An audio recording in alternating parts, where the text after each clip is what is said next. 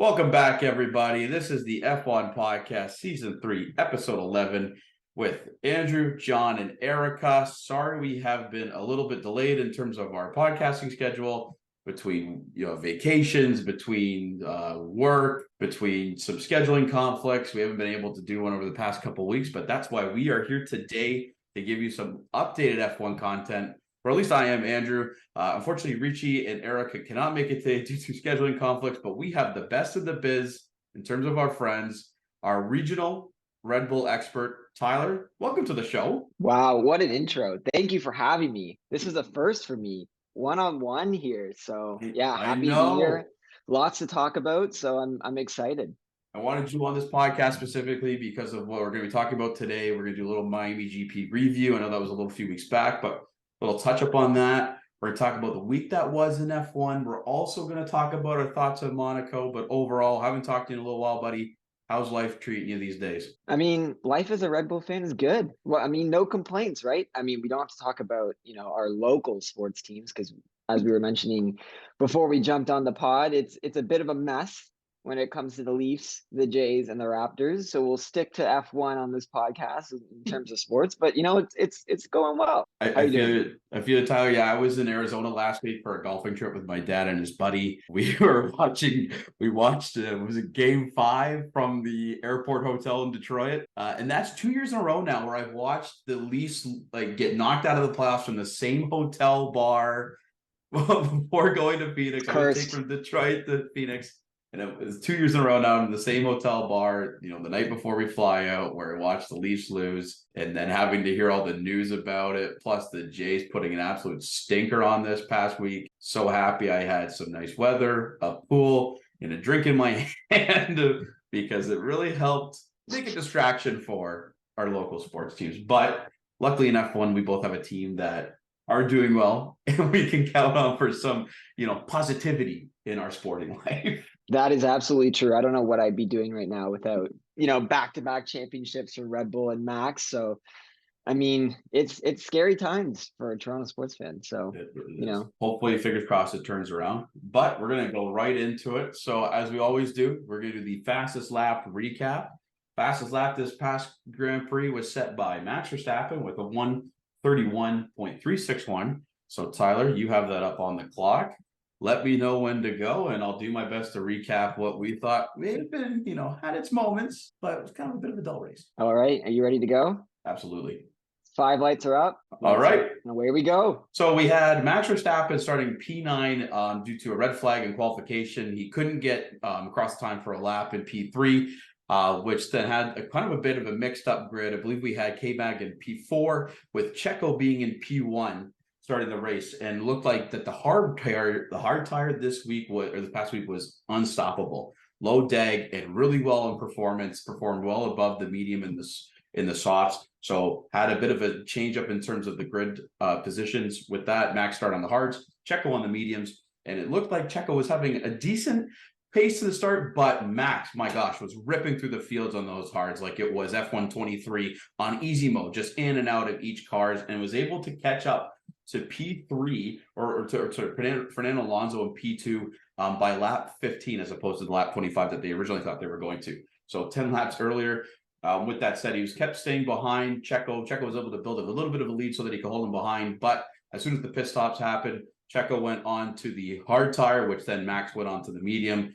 And from there, Max passed Checo, and it was the breeze of a lifetime for Max, finishing P1, 5 seconds ahead of his teammate Checo in P2.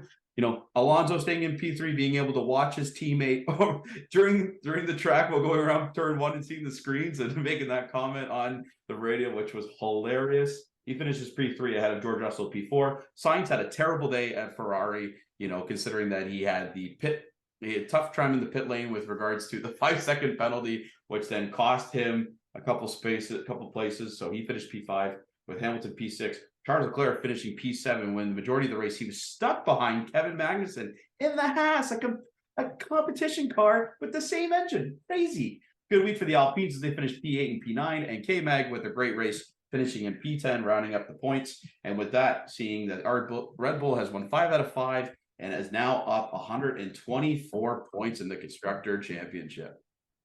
And that's tied. That was almost perfect timing there I for the love it. fastest lap. Let's go. Awesome. So, Tyler, as we mentioned, in the fastest lap recap, Red Bull had quite an astonishing weekend in Miami. The lights were out, the celebrities were out. So they had this really sweet livery, I thought, with regards to integrating the Miami Vice look into the flow of their car and the chassis. What were your overall thoughts as a Red Bull fan watching that race? It's interesting, right? Because I've been hearing a lot of comments from people who, aren't Red Bull fans, Mercedes, Ferrari fans who, want obviously a closer fight. And I think we all do, truthfully, is what, that 2021 season was magical. And, we all just are itching to get back to that. But, aside from having the, team versus team battle, we did have, a really great race at the front in terms of the inter-team battle between Checo and Max. And, we didn't know who was going to win really until the last, maybe 6 or 7 laps, which is a bit of a change in pace from what we've seen early in the year. So from that regard, it was, an extremely interesting race. But I think the conclusion is it just showed that, Checo is going to have a hard time getting back in this championship, because if he can't take points away from Max at these street races, these more, I want to call them gimmicky circuits earlier in the season, he's going to have a really hard time catching up to him later as we get into the hardest schedule, which is what we're getting into now with more established circuits. You have your permanent tracks, you get to your Silverstones, your Hungaro rings, where Max is just going to dominate. I really don't see, apart from DNFs, Checo being able to take enough points off Max to get back into the championship. And so this was really a pivotal weekend for Checo to, build a bit of a gap heading into this, like I said, heart of the schedule in Europe. And really it just showed that, Max is quite clear of Checo, even if you look at, strategies. And I know there was a lot of talk about, what was the optimal strategy, clearly starting on the hards was ideal. And if you look at the lap times, I think I saw, one visualization where Max's lap times were literally a horizontal line. He's just pumping in the same lap time, lap after lap after lap, no degradation on the hards. Was able to extend, well into the 40s on that hard tire. And then by the time he switched to mediums, it was over. There was no chance Checo was going to be able to keep him behind, when Checo was on that hard tire with just a few laps to go. So, a lot of really interesting things, happened at that race. But I think, more than anything, the takeaway is that Checo is going to have quite the uphill battle if he's going to want to have a chance at getting back into this championship. I think Max too is probably one of the most informed drivers that we've seen in F1 right now. Like you can take a look at Lewis's years at Mercedes, and I want to go back to your great point there about the racing and how it's funny enough, right? A lot of new fans after Drive to Survive came into that 2021 season as their first season. We got really spoiled having that head-to-head battle. Before that, it was 5, 6, 7 years of pure Mercedes dominance, right? Since the new hybrid era. And then from there on, Red Bull has kind of asserted themselves and taken over that dominance for the past couple of years. So we were very spoiled in 2021 for racing. So I think as fans, we need to take a look at internally up at the front, especially in the midfield, those types of battles as well, to really be able to, take in all that racing and not just call every race a boring race from here on out because of, the same 1-2 performance or 1-2 ending as we've seen in the past. But with that said, I think Max is probably the most informed driver that we've seen in the past couple of years, outside of Lewis, and then Max has kind of taken that ball and ran with it as that informed driver. And it was just it was like watching him play F1 23, turning it down to like 15 AI, and he just motored through from P9. There was really no problem. There was really no issues for him to go through this. And you mentioned just consistency after consistency after consistency. While Checo's times are kind of wavering around, Max was just pounding them out. And it's really impressive to watch how incredible he is at his craft. And as you mentioned, right, I think especially when Checo wins, we kind of label all those wins as, man, he was on point that weekend. He was incredible, like one of the best drives of his life. While Max is this has kind of become a norm from him. Like he could probably start in the back, like P20, P19, P18, and he's probably still could fight for the win at the end of the day, especially at some of these permanent tracks. And I think we're at a conversation now, a point where I don't even. We kind of got a little spoiled by Checo. He was having these amazing performances to begin with, and Max was just getting edged out earlier on. But I agree with you, Tyler. I think once these permanent street circuits come into play, Checo's going to have to show his mettle here and try and finish with these P1 performances. Otherwise, it's going to be an absolute slobber knocker of a competition inside of Red Bull, where Max is going to just pull away, and he might win round 15, round 16 of the season. Now, he's just so dominant, especially Red Bull winning 5 out of 5 races. I don't see where they can lose. Maybe this weekend in Monaco, especially with the tight string, but I really don't see how they can lose a race coming out of here. I would be, certainly surprised if they did at this point. Who knows? There's a lot of uncertainty. Monaco, of course, brings the ultimate uncertainty. And add to that the layer of, a lot of upgrades coming from certain teams, a certain Silver Arrow team who's looking to get back into the hunt. So you never know, but I totally agree. I think the other interesting, point you made was just around Checo and the level he's been driving at this season, which has been, really high. But I think what it shows is that there's a massive gap between a race winner and a championship winner, right? Because those are completely different skill sets. You have to bring it every single weekend and perform at your peak every single weekend, because you can't afford these P2s, P3s, or these off weekends where, I think it was earlier in the season when Checo had the P5, when your team is so far ahead and Max is going to, finish at worst P2, you can't afford to have any off weekends. And so that's really the separator when you look at the champions on the grid, the Fernando Alonso's, the Maxes, the Lewis Hamiltons, they bring it every single weekend, and they're not going to let that opportunity to score big points slip away. And so we're kind of seeing that a little bit with Checo, who's, a fantastic racing driver, of course, multiple Grand Prix winner, probably going to win 3, 4, maybe 5 more times this season. Just given the dominance of Red Bull. But that gap between a race winner and a consistent race winner and a championship contender is just, another level that I'm not sure Checo can get to. And we saw the same thing last year with Charles Leclerc, right? With that pressure of the championship. And, we all know he's uber talented and can win race, weekends, but can they string together enough consistent results to fight for a championship? I'm not sold on whether that's the case. So we're seeing that kind of play out this season, and I think it just shows further, how difficult it is and how special some of these talents are that do ultimately win the championship. Especially when Ferrari had a faster car at the beginning of the season last year in that case. But yep. As you mentioned, we would love to see Checo fight for that P1 position in that championship, right? Like there'll be nothing better than having that, kind of Nico Rosberg, Lewis Hamilton situation again. But at Red Bull, with regard to those kind of them battling out 1-2 for consistency wins.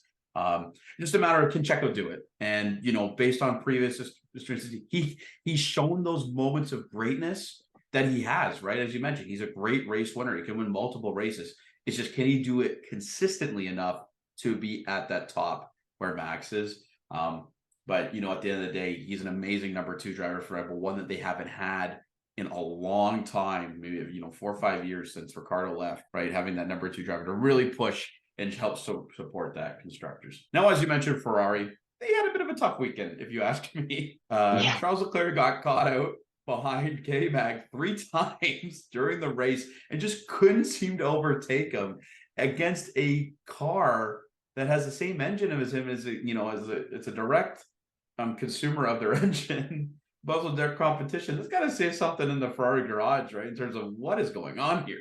That was a tough one to watch. And frankly, I had a hard time trying to process what was driving their sort of lack of pace. Was it, Charles having a bit of an off weekend? Was it the Ferrari not really suited to the, the track configuration in Miami? But, it was very clear from the get-go that neither of them were super, comfortable. And Carlos, of course, did show some, flashes of brilliance in that race, but, ultimately made a costly mistake and wasn't able to capitalize. And so the Ferraris overall, I think, have to come away pretty disappointed with that effort. I think there's no reason why they couldn't have been, right up there with Fernando battling for a podium, and they both threw it away. So, it's a tough spot for Ferrari, who's had a really challenging season. And in a lot of ways, especially with these upgrades that we've been alluding to for Mercedes, they may be the 4th fastest car on the grid, which, coming into the season, is a real shocker and is a massive setback. If you think about, where Ferrari's been over the last decade, even when they've been really struggling and they've been tearing down the organization and trying to get back to their championship ways, I'm not sure they've really fell down the order, this far. And so, there's going to have to be some tough conversations at Ferrari in terms of what can they do to get back into the fight, especially as we're seeing, Aston, no signs of slowing down, especially with recent news in terms of their partnerships moving forward. Sounds like they're going to be a force in Formula One moving forward. And Mercedes, we know what they're capable of. So Ferrari's going to be in tough if they're going to want to compete with,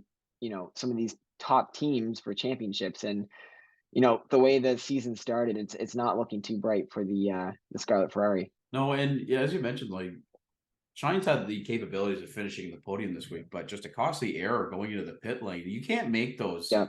You can't make those 5-second penalties by speeding in the pit lane. That just will cost you key points. And you can see in their face after the race, the two looked at each other like, what the hell is going on here? And like, what are we doing? Is it us or is it a car issue? I think there's a lot to digest in Maranello right now in terms of performance. And man, it's a tough spot for Fred Vasseur right now, coming into this team thinking that, okay, we have this, the structure to really be able to compete, but no one has seemed to be able to just push that car to a limit that everybody thought they were going to be able to do this year, considering they had a fast car in, this in previous season. But, I think they took some time away from that in terms of development, again, strategical errors all around.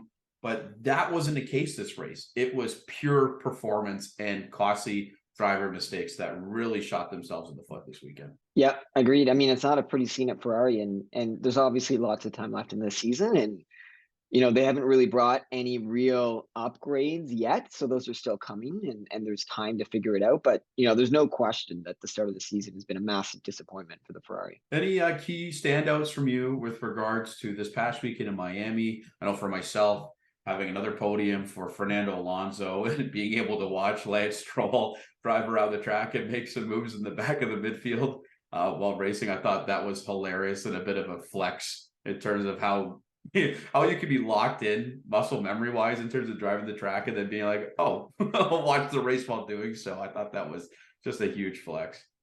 Especially a new track. Like you mentioned muscle memory. What muscle memory? This is a brand new track. It's not like he's been driving it for a decade or he has this wealth of experience from driving this track from, his past years in the sport.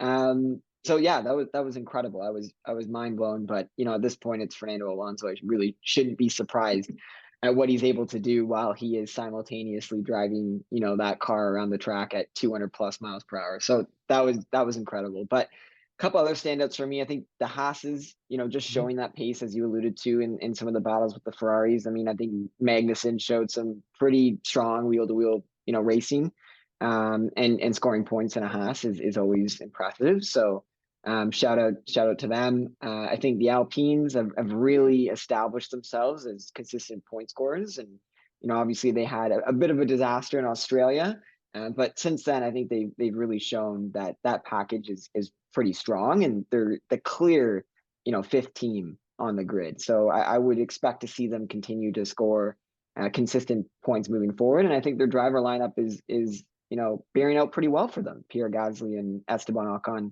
have been pretty strong. And I think that for a midfield team, that's a strong duo to pair with, like I said, a pretty strong package. So that was impressive. And then I think the last one is just, shout out to Yuki Tsunoda. Not only for his efforts in helping, clean up in Faenza, and I'm sure we'll get to that as it relates to the canceled Imola Grand Prix, but specific to Miami, P11.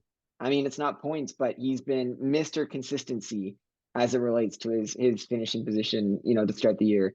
Only P10s and P11s through the first 5 races. And in an AlphaTauri that, let's be honest, is quite slow. It's a bit difficult to tell where he sits because his teammate has been so, I was gonna say, as his teammates have showcased that it's a pretty slow car.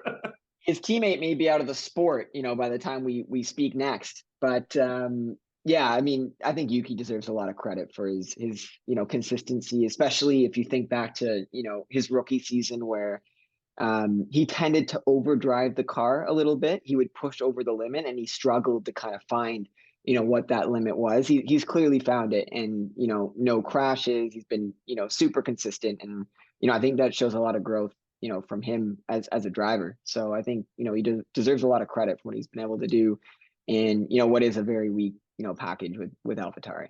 He's definitely been able to let me eat my words, because I thought Nick DeVries would be one step ahead of him, considering all the experience it is, championship pedigree in Formula E and Formula 2 over Yuki. But yeah, just to go show how much growth that Yuki has, making me eat my words, which is always good to see in that case. But another team that was shockingly bad performance again, and just was really not even a thought, was McLaren this week again. Like, they were really, it was just really bad for both Oscar and Lando. I don't see what the path forward is at McLaren for the next, quite frankly, until the regulations change again, 2026. And Zach Brown has kind of alluded to that as being a pivotal year for them. They have their wind turbine, which is going to be up and running at the end of the season. They've spent a lot of money, building out a works factory and getting up to the standards of some of the bigger teams. But that's going to take time to play out on the track. And it has been a disaster of a season, especially with the talent that they have in their cars and Piastri and Norris. I don't know what the path forward is for McLaren to get back into, any semblance of competing for points, let alone, race wins and championships, as Zach Brown said they were going to do, when he took over as CEO of McLaren. And when going across, I guess, like, in a sense too, it's got to be frustrating way, because McLaren has performed so poorly in F1. But if you go across the pond to IndyCar, they've been a consistent performer in terms of, it could be race wins, but very well in terms of how they've been towards the top in IndyCar this season. So almost wonder if there needs to be a separate CEO, or Zach Brown needs to maybe bring in somebody else to focus on F1 purely. He can focus on IndyCar, where they have a potential winning car in that case. But yeah, I totally agree with the talent that they've had, or they have this season. It's just very underwhelming. And again, it's kind of like, where do we go now from here? I bet you Daniel Ricciardo's loving it, considering that he's just sitting back with his nice fat check. Seems like it's got to be nice to know that he doesn't have to deal with that day-to-day struggle at all.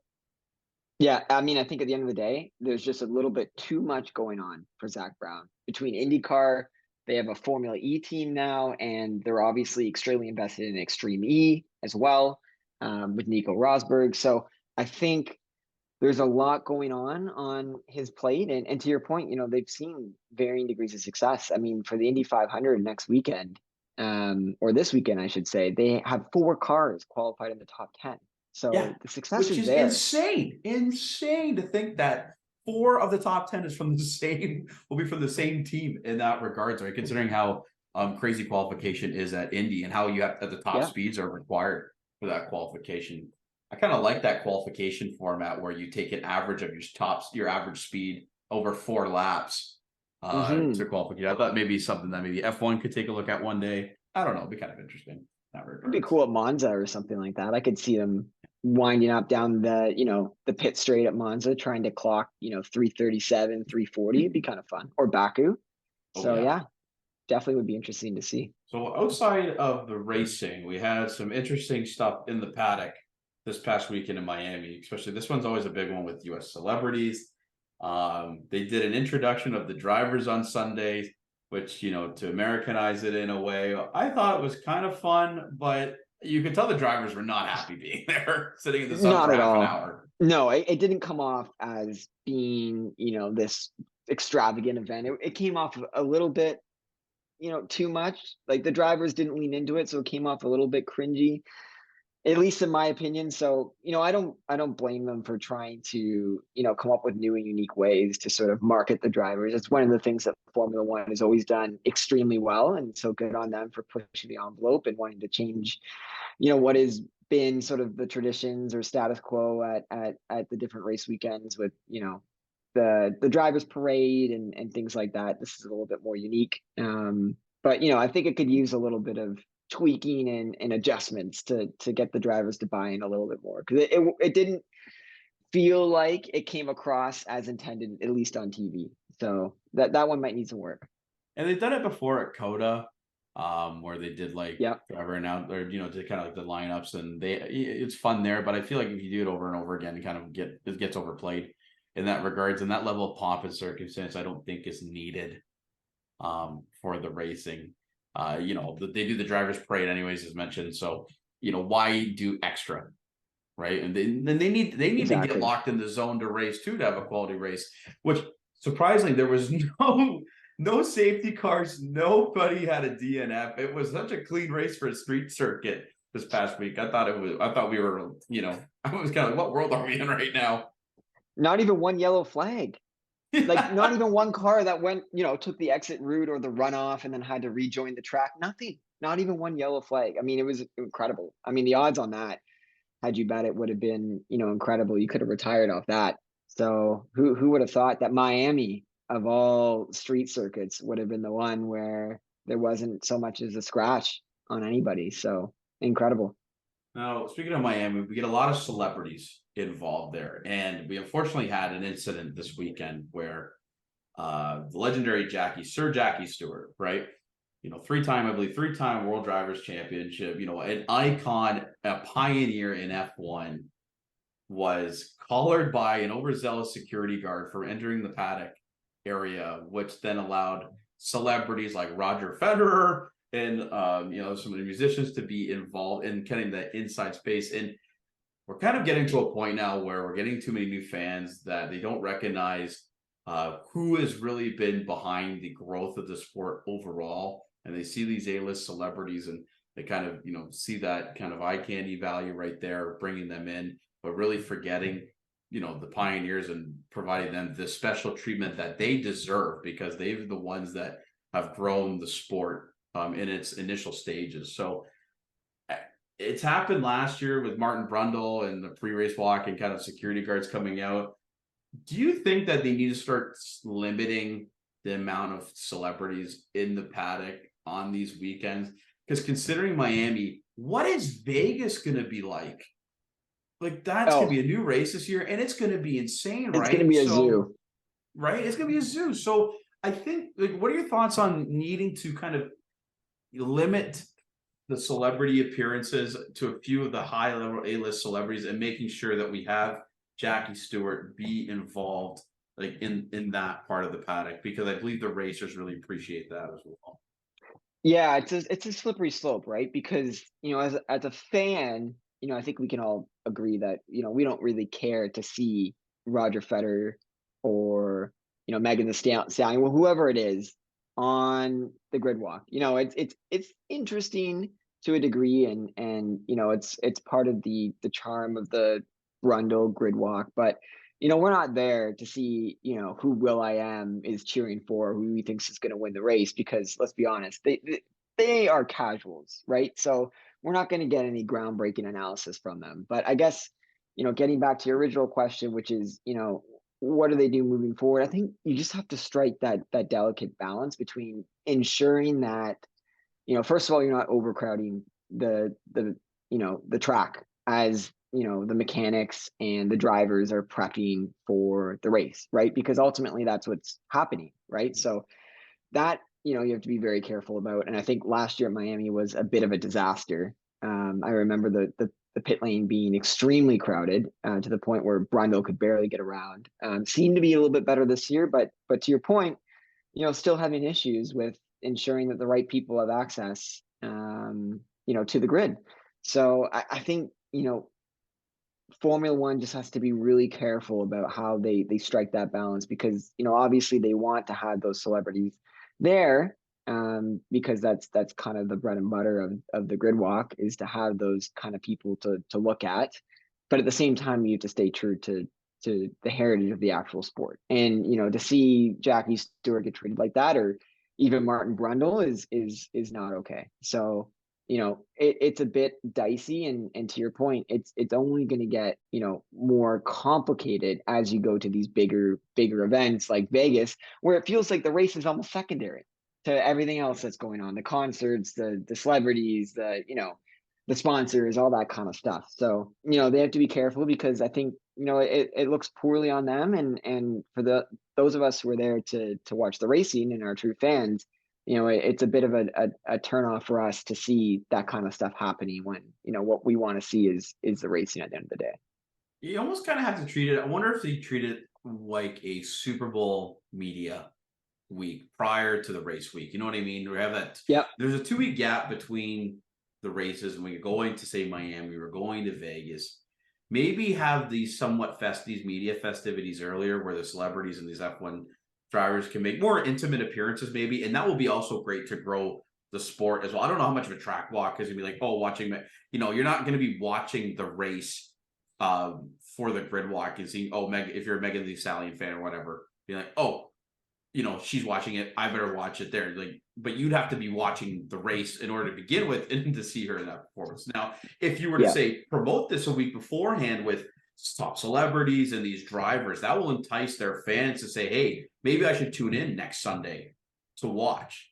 So I think there's a bit of a marketing opportunity that's come about here that F1 could really take advantage of, especially if they do the timing of the schedule right, putting it in a couple weeks, where having, maybe that more so that media week earlier, as opposed to like during race week, that could be probably really beneficial for the sport. And again, growing their overall fan base too. Yeah, I mean, I completely agree. I think you made an interesting point as it relates to, the celebrities are useful for Formula One to help grow the sport and to, appear more accessible to more casual fans or to people who wouldn't normally tune in to a race. I just think, at the end of the day, they have to be careful, like I was saying earlier, to, strike the balance between obtaining those new, more casual fans, drawing them in, or new fans, and ensuring that, you're all obviously being respectful to those who came, before you, and paying homage to the history of the sport.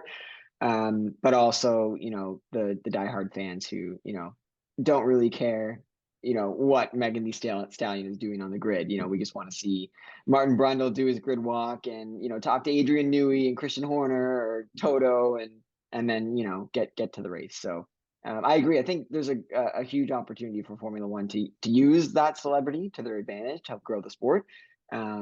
But just, not to go so far as to, be a detriment to the actual reason why we're tuning in, which is the racing. No, I appreciate that. Awesome. So that's our Miami GP review. So we're going to move on to the week that was in Formula One. First and foremost, we want to address this past week. Emilia-Romagna region in Italy was significantly hit with a ton of rainfall. I think they got 6 months worth of rainfall in 36 hours. Insane, crazy, right? So, of course, flooding, state of emergency, or thoughts and prayers to all those who are living in that area, in that region right now, and battling the floods, the recent flood events that have come about. Great job, as you mentioned earlier, by Yuki and the AlphaTauri team to help with regards to recovery in Faenza, as well as with regards to Formula One making a donation to the recovery efforts. So, our thoughts and prayers are with everybody there. I think it was the smart call. I think it was truly the right call to cancel the race this past weekend, because I know there was pictures showing that the track looked dry, but logistically it's a nightmare in the state of an emergency. Plus, that's racing becomes secondary at that point, right? I think you need the health of the people in that region are first and foremost. I mean, I completely agree. I echo that sentiment. I think there's really nothing else to add. I mean, just a really sad situation. First and foremost, our thoughts are with, the people of that area, and, Formula One and Ferrari as well, and AlphaTauri have done, a lot of great things to help support that community. And, it's too bad that, we won't be able to race at Imola. It's one of my favorite, races of the season, and really is, one of the hearts of motorsport is that area. So yeah, we're thinking of all those who were affected, and we're looking forward to coming back to Imola next year, and hopefully getting to celebrate as the community is rebuilt and is moving past what's happened. So yeah, nothing really else to say. As you mentioned, great racetrack. I also love it for a sprint format too. I always thought they had it was a great track for a sprint format going forward. Agreed. Speaking of then staying in Italy, going to the red team in Italy, Ferrari. Quite an interesting week for them in terms of driver market news. Ferrari and Lewis Yes. Hamilton being linked together.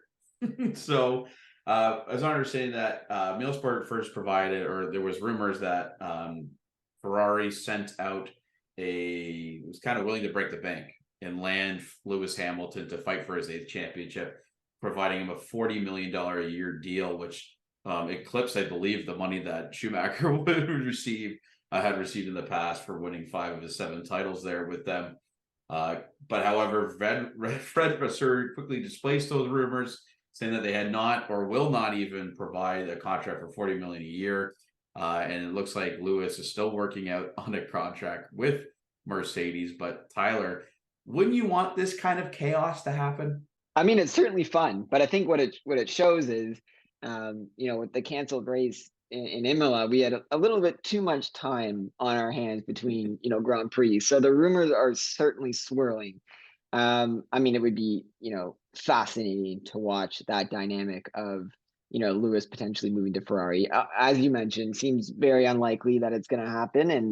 And Lewis even said today during his media availability before the Monaco Grand Prix that he's close to a deal with Toto and Mercedes. So it sounds like that's going to happen. But it is fun to think about, and it would certainly cause a ripple effect through Formula One.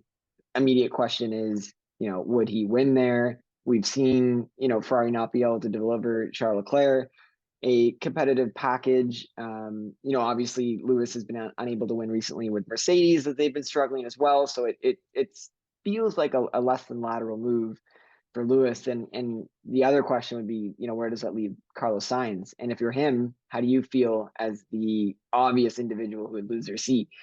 Probably not so good. So, it's an interesting, thought experiment for sure, just to imagine what kind of chaos would ensue, should that happen. But, as we mentioned, sounds like it's unlikely. I also enjoyed Helmut's comment. I always love when news like this happen. Helmut Marko needs to always say something. He loves to stir the pot. Oh, and I love it. I love just the way that he made the comment about how Lewis would be jealous to not be the highest paid driver in the paddock. Yep. That's why he wants to go to Ferrari for $40 million. But I don't know if I'm wrong, but I thought Lewis always kind of liked the Ferrari.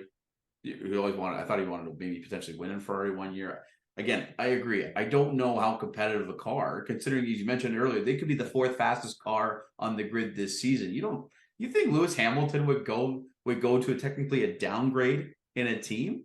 No way. No chance. No chance. And he doesn't have the luxury of being able to do that at this point in his career. He can't go to a team and, wait 2, 3, 4 years for them to grow. Wherever he's going to sign, and it sounds like, again, it's going to be Mercedes, he has to be 100% confident that they're going to be able to deliver him a a championship winning car, because he may only have a few more years left in his career. And why would he not, place that belief in Mercedes? Because they have the track record, to show that they can do it. And Ferrari, I mean, I think that story, speaks for itself in terms of their recent history. So haven't won a Constructors really Championship since 2007. Yeah. Kimi Räikkönen was their last World Drivers' Championship. And that's no slight on Kimi Räikkönen, but I'm just saying that's a long time ago. And so I completely agree. Lewis's time clock is ticking, unfortunately, in terms of being around in the sport. And so he needs to maximize every opportunity he can get. He also needs to start beating his teammate at Mercedes as well. So absolutely. That's another thing. But from Hamilton to, let's call him I think F1 proverbial fountain of youth. Fernando Alonso and his Aston Martin team have now made a deal with Honda, who will be coming back in 2026. They will supply engines for the Aston Martin Formula One team beginning in 2026. After initially pulling out in the 2021 season, they have reassured to come back into the sport. And now I believe we have 6 engine manufacturers competing in the 2026 new regulations. When asked about the transition, Aston Martin Group CEO Martin Whitmarsh said, talking about Mercedes have been a great partner that remain there, but they're in it to win, and clearly we're in it to win as well, being their direct competitor with the same engine supplier. Ultimately, there's some incompatibility in those two missions, and that's why we've taken the decision to go to Honda. And they're certain that they're on the up and up, right? It's clearly been shown that Aston Martin is made a tremendous step forward this year. And then based on their new wind tunnel coming in 2024, 2025, they could be a very competitive car, maybe challenging Red Bull purely at the end of the year, at the end of the time, going into, say, those latter part of the years in 2026, where, at that point, it's another roll the dice and see who can do what at that point. But do you think Fernando Alonso, being 45, will be there with Honda in 2026? It sounds like he will. I mean, he confirmed as much that, he sees no reason why he wouldn't still be on the grid, for the new regulations in 2026. So, I mean, as crazy as it is to say, we haven't seen any evidence to the contrary. I mean, he seems to be in peak form, in his early 40s. So there's no reason to think that, he's not able to continue this for another few years. And this is a great, in my opinion, decision by Aston Martin to go with Honda. I mean, they have the track record. They've clearly shown that they're able to deliver a championship winning engine, and they've made great strides from the GP2 engine days the last time Fernando got to race in a Honda. So it's going to be really interesting to see, what this does for Aston. I mean, I think there's no reason to think why, they can't be competing for championships come 2026, or at least be right at the front. Especially when you think of, Dan Fallows, former technical officer at Red Bull, who's joined Aston Martin Group, obviously very familiar with Honda, from his time there. So, it seems to be, that plus, the current driver lineup, the ownership group they have there, and the stability they have, the wind tunnel that's opening, as you mentioned. A lot of things are trending up and looking, very positive for Aston. So I wouldn't be surprised one bit if they're right in the mix at the front of the grid, with Red Bull, with Mercedes potentially, when the new regs hit. So this is a home run, in my opinion, for Aston. I also just love the fact that now we have 6 engine manufacturers. Kind of feels like the olden days of Formula One, where there's a ton of engine manufacturers. And I think it's going to be great for competitiveness. Everyone's going to be pushing each other to provide a very competitive engine for 2026. And that might open the door for, say, an 11th team to come in and be competitive out of the gate. The last time Fernando Alonso drove in a Honda-powered car was with McLaren in the GP2 engine debacle. But as you say, Honda has made significant strides, and they're still doing consulting work for Red Bull in terms of the Red Bull powertrains, I believe, as well. So they are aware of what it takes to win. They're winning in 2020. They know what it takes to win. And with Aston Martin putting significant investment into their own facilities, I think this is a marriage that will work very well. And maybe Aston Martin can now start becoming one of those teams that, will win not only drivers' championship, but potentially a constructors' championship, putting them in the conversation. Yeah, I mean, I completely agree. I think, this is a great time to be an Aston Martin fan, because this season is all gravy and it looks like the future is pretty bright. So, you have to be excited if you're an Aston fan. Oh, I am for sure. Now, you might be excited if you're a McLaren fan this weekend, because despite the car being absolute rubbish, it's going to look good on track. Right? It's going to look great on track. Another special livery for McLaren. I mean, in my opinion, it's not as great as the 2021 Golf livery. That will be legendary forever, but it's pretty good. And it's much better, in my opinion, than their 2023 livery that they've been running so far this season. A little bit too much black, a little too dark for my liking, but this livery, as you mentioned, is beautiful, and I can't wait to see it when it hits the track. So it's really, really, really sharp. For those of you who are not familiar, it is a combination of 3 different cars.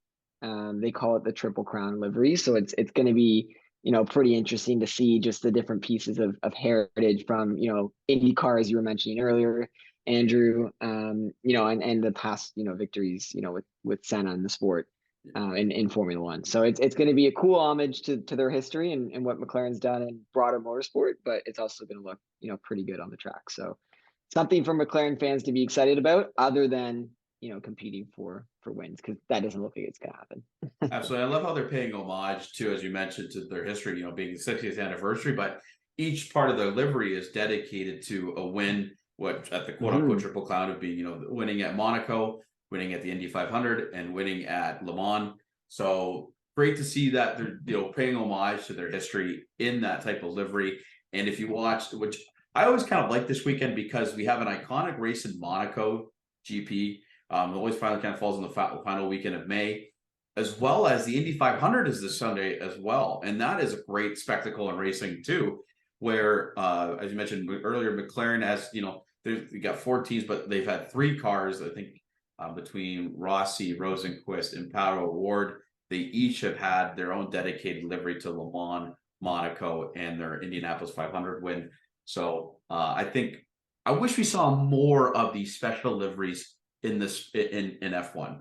Like we get the same ones every year from teams. I find it's starting to become more the traditional way, but I just love these one-offs, and McLaren do a fantastic job of that every year that they do it. I completely agree. I mean, if you think about it, the liveries that we spend the most time talking about are these one-off liveries. It's the McLaren Golf livery from 2021. It's the all-white Red Bull that they ran at Turkey, was supposed to be ran in Japan.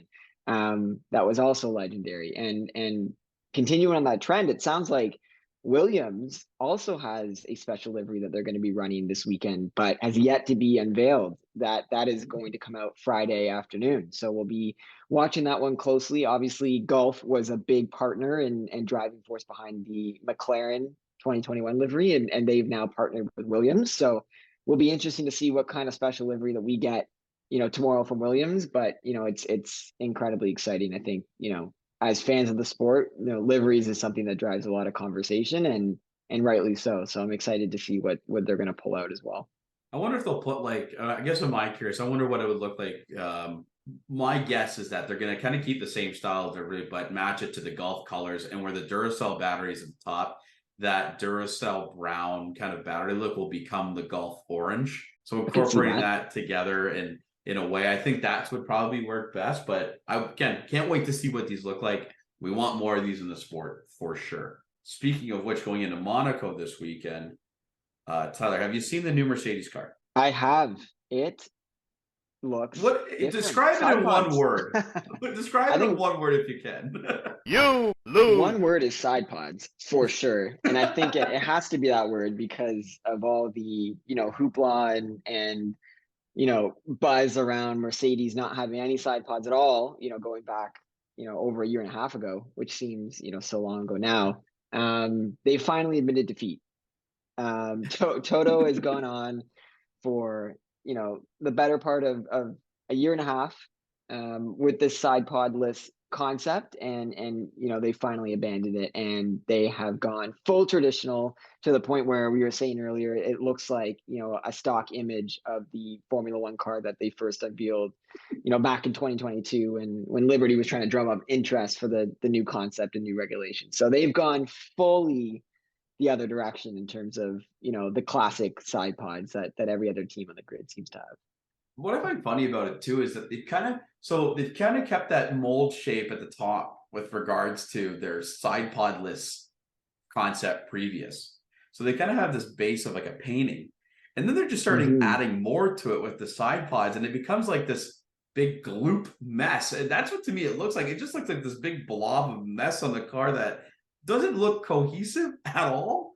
But who knows? It might be fast. It might be slow in that case. It might be slower. We were saying that earlier. Like we really don't know. And the one impression, and this is coming from, two people who certainly aren't the most experienced when it comes to technical regulations, I'll put my hand up there, but it certainly doesn't look like it's going to be, this groundbreaking package that's going to propel them to the front of the grid. But who knows? That's the thing. And Monaco is probably the worst place you could test out a new package, because it's going to be impossible to tell, whether it's really going to be able to compete, because this track is so unique. But, one thing's for sure, it's given a lot of, people a lot of things to talk about, because, Mercedes has finally been able to change their concept, and, we'll see. Lewis Hamilton's been, practically begging for this for over a year now. So, it's going to certainly dictate what the direction of Mercedes is going to be for the rest of the season.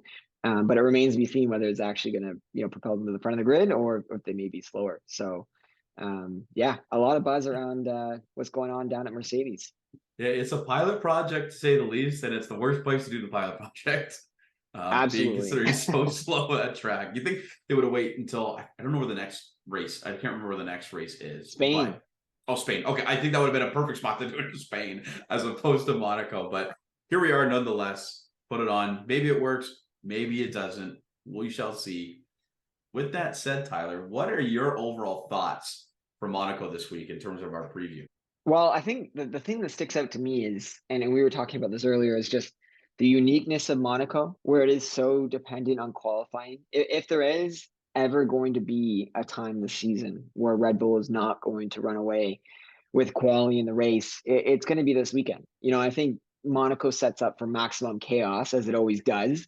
And compound that with the fact that there is rain in the forecast for Sunday. I think we could have an interesting race. We saw what happened last year with rain and the debacle that was Ferrari and their strategy, and it just creates the framework for chaos to happen. So I think there's no question that Red Bull is the favorite going into this weekend, and I would not be even a little surprised if it was another 1-2. But that being said, you're one poor lap away in qualifying from a Red Bull starting way down on the grid, and Max Verstappen isn't going to be able to go from P9 to P1 at Monaco. It's just not going to happen. So it sets up for, a really important Saturday, as it always does, but, even more so given the fact that, we could have a Aston, at the top step of the podium, or a Ferrari, if Charles is able to, finally break, the Monaco curse at his home Grand Prix. So there's a lot of really interesting and compelling storylines. And I think, just the chaotic nature of Monaco, I think, is much needed given, how routine and perfunctory some of the races have been, so far this season. So I'm excited. Yeah, I agree. I think if it's going to be one weekend where Aston Martin can pull off a victory, it's here this weekend with Fernando. I think it's been 10 years since his last win in Formula One. So would be nice today. Today, in the paddock, I was walking towards it. A bird pooped on his shoulder. So maybe sign of good luck there in that case. So with that said, if it's going to be any weekend, it is this weekend to win at Monaco. But I agree. I think against other stiff competition would be Charles. He does so well in terms of qualifying here, regardless, being his home GP. Can Ferrari provide him a strategy and a package that will allow him to win? I mean, once you get to P1 on Sunday, it's really hard to lose that spot with overtake. So it really becomes a strategy battle. And we saw last year that, that didn't bode well for Ferrari at the end of the day, switching from wets to softs, which again, if there's rain in the forecast again, we're may have a carbon copy of last year, but we shall see. Honestly, I'm really hoping for a good weekend for McLaren with the special livery. And it just would be nice to see them perform well in that car. I know that when they did that 2 years ago and in the Gulf Blue, Lando was able to get P3 on the podium. And I'm not saying I'm not saying podium or bust this weekend. Just get some points, because Alpine is now right tied with P5 of the constructors, and they look a hell of a lot better than them in terms of overall race pace and overall craftsmanship. And so the key weekend here, I think, for McLaren too. Totally agreed. The other thing I'm interested to see this weekend is the new rules around tire blankets. So originally supposed to be implemented at Imola, now being implemented for the first time this weekend, is the rule that you are no longer allowed to heat any of your wet tire sets. So no tire blankets at all for the inters or the full wets. And so if we do get rain this weekend, we may get to see that rule play out for the first time. And I think that's going to be a bit of a mess with the tight wall nature of Monaco and no tire temperature out of the pits. It's going to be, a disaster out there potentially for a lot of different drivers. So I'm excited to potentially see that rule, take effect this weekend.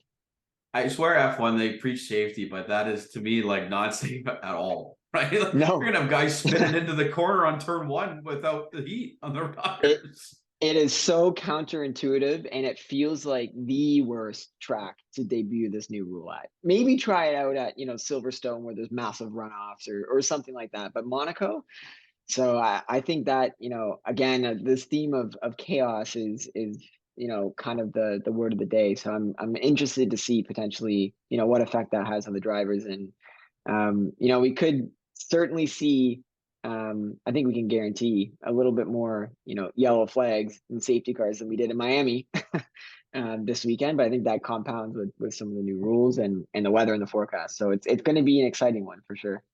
And I think for the hot seat of the week, I'm going to go with Nick DeVries. Like, this guy is going to need to perform. This guy is already on thin ice with Helmet and the Red Bull faction there. And if he crashes the car this weekend or has a few mistakes, it's more than likely that he's going to see the door by the summer break.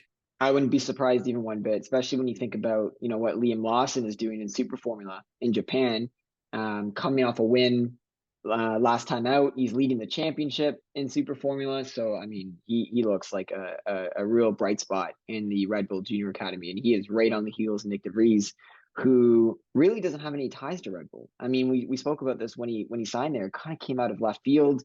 He's not, well versed and integrated into the Red Bull family. So I wouldn't be surprised one bit if he can't get this on the rails, that he makes it through this season. And the one thing that sticks out to me is, what happened with Mick Schumacher last year at Monaco.